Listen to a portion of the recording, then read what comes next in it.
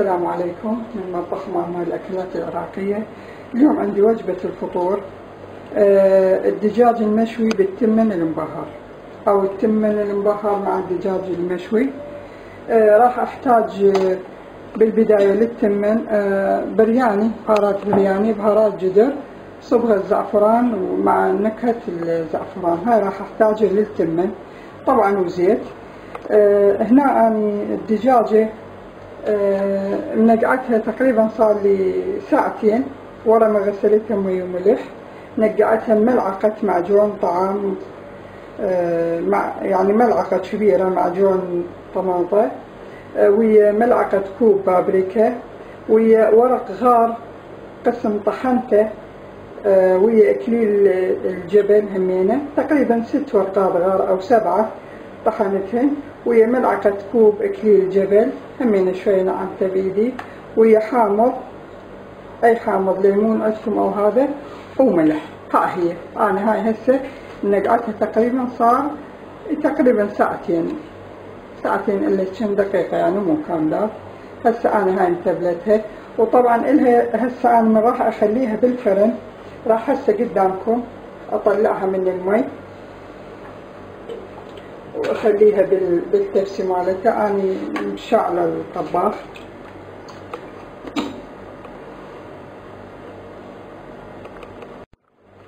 هسه هنا انا هاي الدجاجة قلت لكم طبعا شكشكتها هيجي بالسكين، ثقبتها حتى التتبيلة تفوت بيها. هسه هذه انا شلتها، خلي شوية توشل. ملعقة طعام معجون اذكركم، ملعقة كوب كليل جبل، وهمينه 6 ورقات غار همينه طحنتهن بايدي وخليتهن، حامض، بابريكا، ملح. هاي التتبيلة اللي نقعتها هسه تقريبا ساعتين بيها. هسه اول خطوة هاي راح اخليها هنا، وراح اغطي. طبعا انا حامية الفرن مثل ما قلت لكم.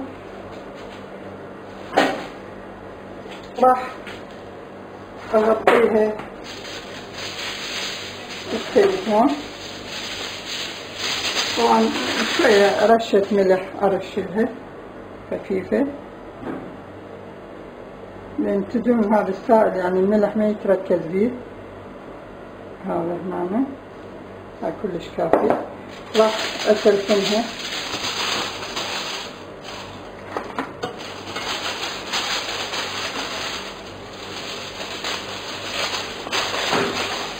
خلينا قطع ثانية نسوي.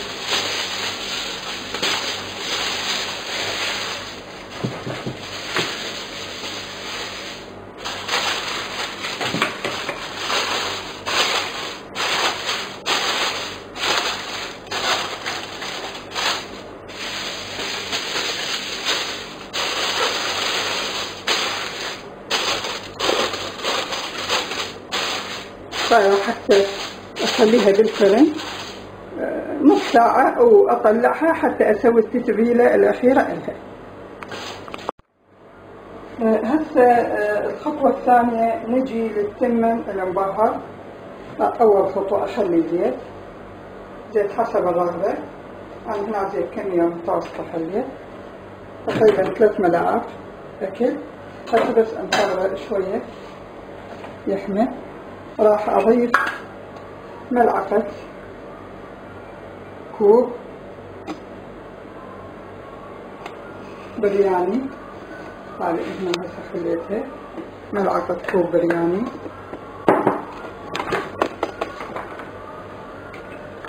ملعقة كوب بهارات جدر،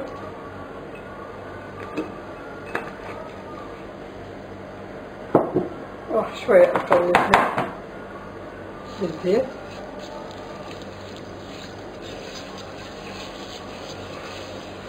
شوية مثل حمص البهارات طيبة، شوفت حمصة خفيفة.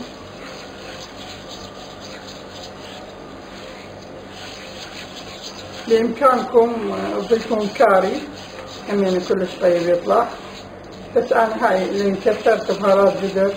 تقريبا ماكو اختلاف يعني هواية بين بهارات الجدر والبرياني، اختلاف بسيط يعني بالطعم.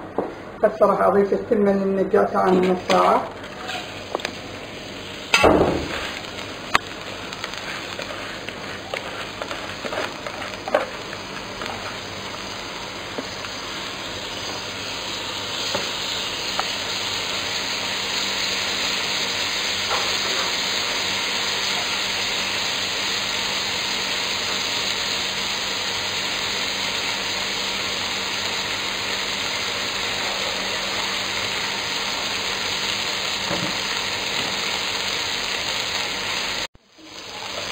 بس شغلة ثانية راح أضيفها، ودائما أنا أضيفها للأكل وبالذات السمنة. راح أضيف ملعقة أكل روبة، تضيف الطعم كلش طيب على السمنة، تخليه سلس، تخليه يلمع وسلس. هسه هنا هذا أذوبها ويا البهارات الدهن. هنا سمنة عندي هذا، هسه أقلب السمنة. بعدني طبعا ما ضايفة صبغة الزعفران. كنا المنبهر طبعا كلش طيب، طعمه كلش طيب. هسه هنا شوية أقلب. هسه راح أضيف صبغة الزعفران. طبعا يسألون الجماعة قالوا بس صبغة لو نكهة وياه، لا، صبغة ونكهة. هو هذا الزعفران صبغة ونكهة.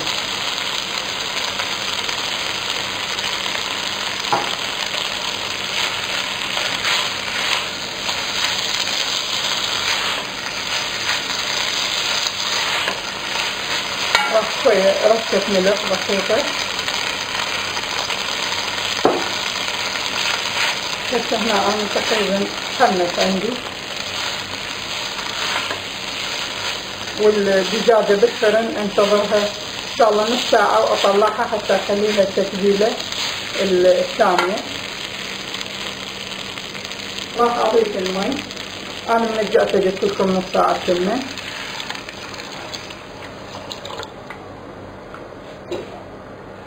هذا يكفي المي كلش كافي.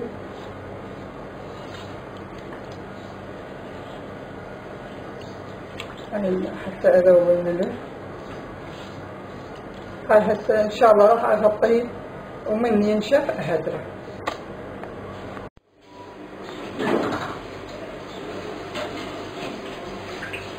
هسه هنا هذا طلعناها من الفرن.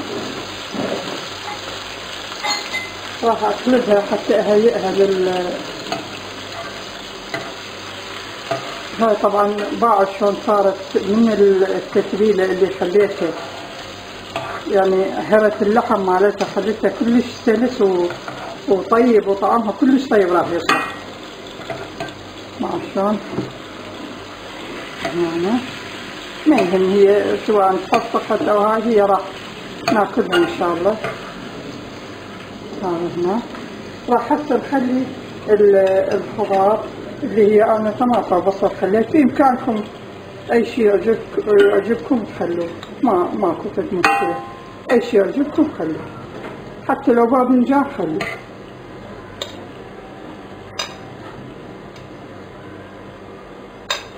هاي رشيت له فلفل أسود البصل والطماطة.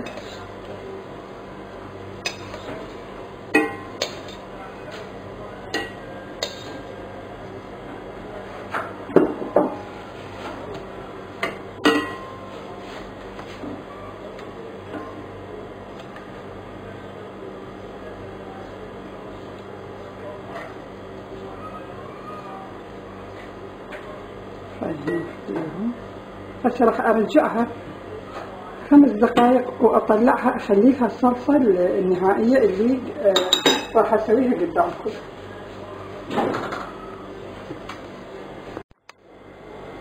هسه هنا راح اضيف لها الصلصة. راح اخلط الصلصة قدامكم. هاي ملعقة شاي أو شاي كاري خليت. راح أضيف دبس رمان تقريبا ملعقة أكل صوص،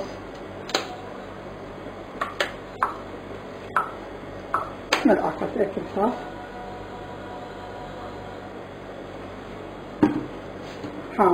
حامض بليمون. إذا عندكم ليمون عصره بعد أحسن، بالثاني للعجلة استخدم الحامض.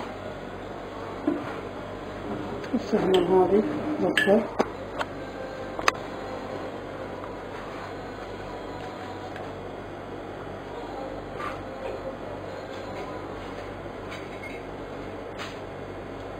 الخلطة عندي أبدي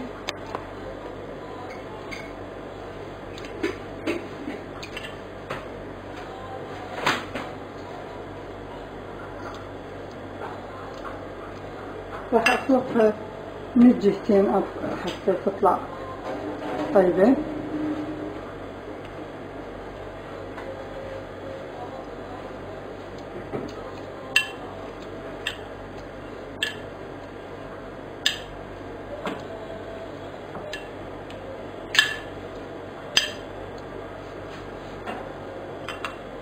أقلبها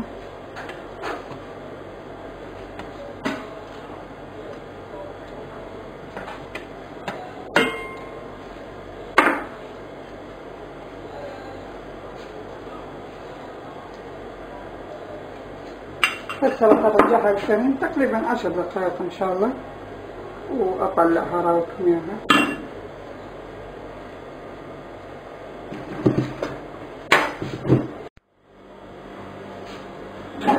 هنا راح اطلعها الدجاج استوت عندي كملة.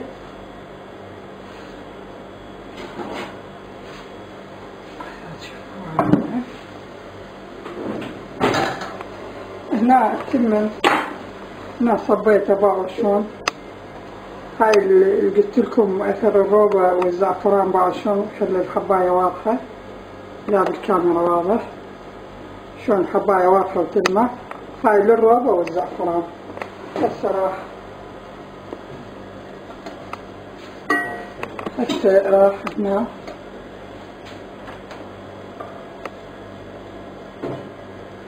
كمل تقليمة.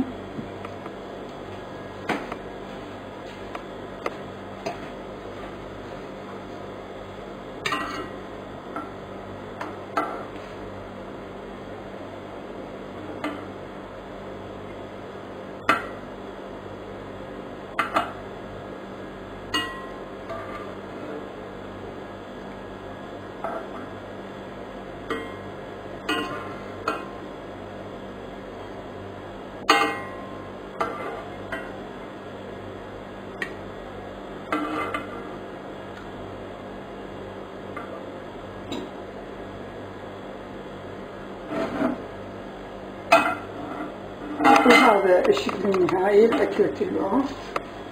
إن شاء الله الوصفة عجبتكم من مطبخ معمار للأكلات العراقية. وصفة اليوم أو فطور اليوم دجاج مشوي بالتتبيلة مع تمن مبهر بالزعفران. مع السلامة.